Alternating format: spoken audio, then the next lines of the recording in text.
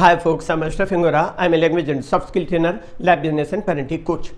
Ashraf the mover and shaker में आज मैं रिजिड एटीट्यूड पार्ट 2 अड़ियल रवैया पार्ट 2 के बारे में कुछ इनवैल्यूएबल इंसाइट देना चाहूँगा।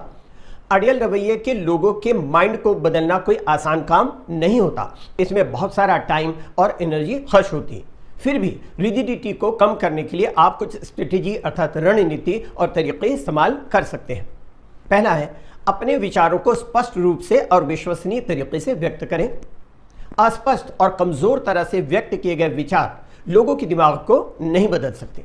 अच्छी तरह और स्पष्ट रूप से व्यक्त किए गए विचारों का लोगों के दिमाग पर अच्छा प्रभाव पड़ता है, क्योंकि लोगों को बातें या आइडियाज समझ में आने लगते हैं, इसलिए लोग उसका उतना प्रतिरोध नहीं करते।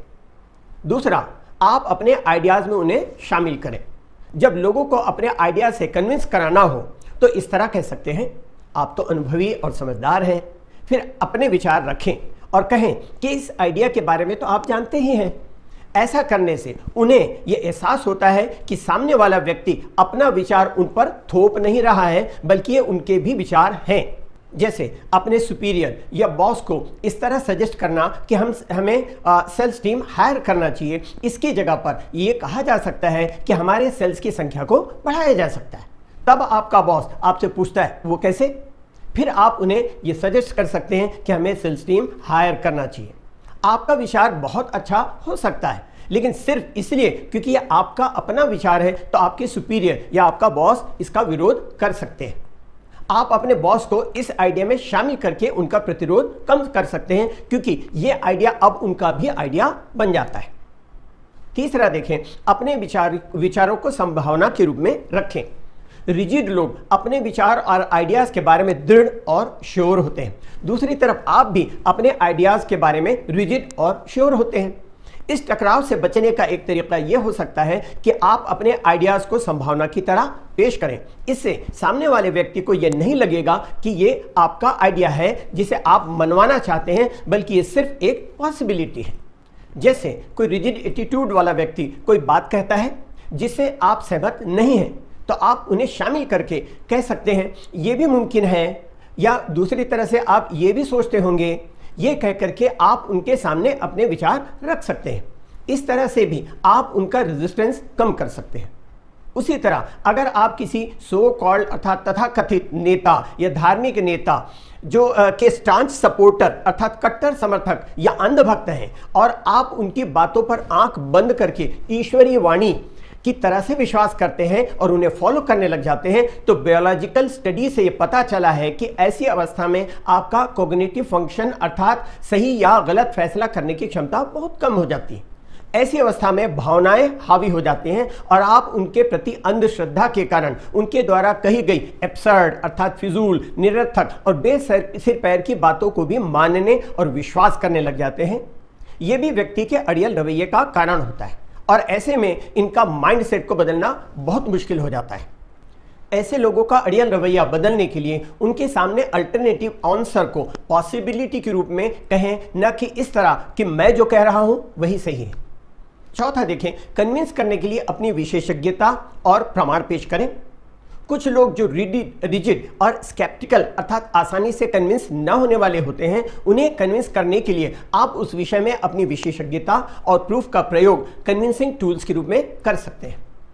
मार्केटिंग के क्षेत्र में काम करने वाले लोग हर समय इसका प्रयोग करते रहते हैं। जैसे किसी ऑर्गेनाइजेशन और कंपनी में ट्रेनिंग और कोचिंग प्रोवाइड करने के लिए एविडेंस के रूप में आप टेस्टिमोनियल दिखा सकते हैं, या अगर किसी कंपनी में उपलब्ध कराई गई कोचिंग से कंपनी वाला पूरी तरह से संतुष्ट हो और उन्हें बहुत फायदा हुआ हो, तो आप उनका फ़ोन नंबर दे सकते हैं और फ़ोन में बात करा सकते हैं। उसी तरह के एविडेंस का प्रयोग प्लॉट है, फ्लैट है या बंगला बेचने के लिए कर सकते हैं, क्योंकि खासकर स्केप्टिकल खरीदार को एश्योरेंस की ज़रूरत होती है। पांचवा, अपने विचारों को दृढ़ता के साथ रखें, असर्टिवली रखें। जब कोई व्यक्ति अपने विचारों के लिए बहुत रिजिड और स्टबर्न अर्थात जिद्दी होता है, तब आप अपने विचारों को पूरी दृढ़ता के साथ असर्टिवली पेश करें।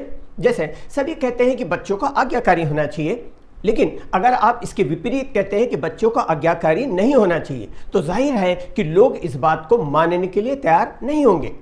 क्योंकि उन्हें बरसों तक यही घुट्टी पिलाई गई है कि बच्चों को आज्ञाकारी होना चाहिए।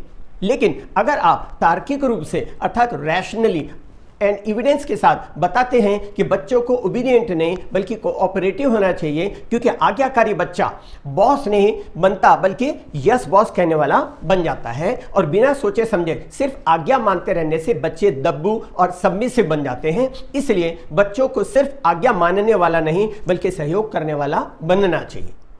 चूंकि आपने अपने विचार तार्किक रूप से और एविडेंस के साथ में असर्टिवली पेश किया, इसलिए प्रतिरोध की संभावना बहुत कम हो जाती है। छठवां, ब्लेम गेम खेलने वालों को इस तरह से कन्विंस करें। कुछ लोगों का माइंड सेट इतना रिजिड होता है कि वे अपनी गलती या अपने किए गए गलत फैसले को स्वीकार करने को तैयार होते ही नहीं। सिगरेट या शराब के नुकसान के बारे में बताने पर कहते हैं कि मुझे टेंशन बहुत ज़्यादा रहती है ना, इसीलिए मैं सिगरेट पीता हूँ। सिगरेट पीने से टेंशन दूर हो जाती है। फिर कहते हैं देखो फला तो सिगरेट पीता था, फला तो शराब पीता था, उन्हें तो कुछ नहीं हुआ। कुछ लोग अपनी गलती और नाकामियों को छुपाने के लिए परिस्थिति को दोषी ठहराते हैं। स्कूल अच्छी नहीं थी, कोचिंग की सुविधा नहीं थी, वरना मैंने भी ऐसा कर लिया होता।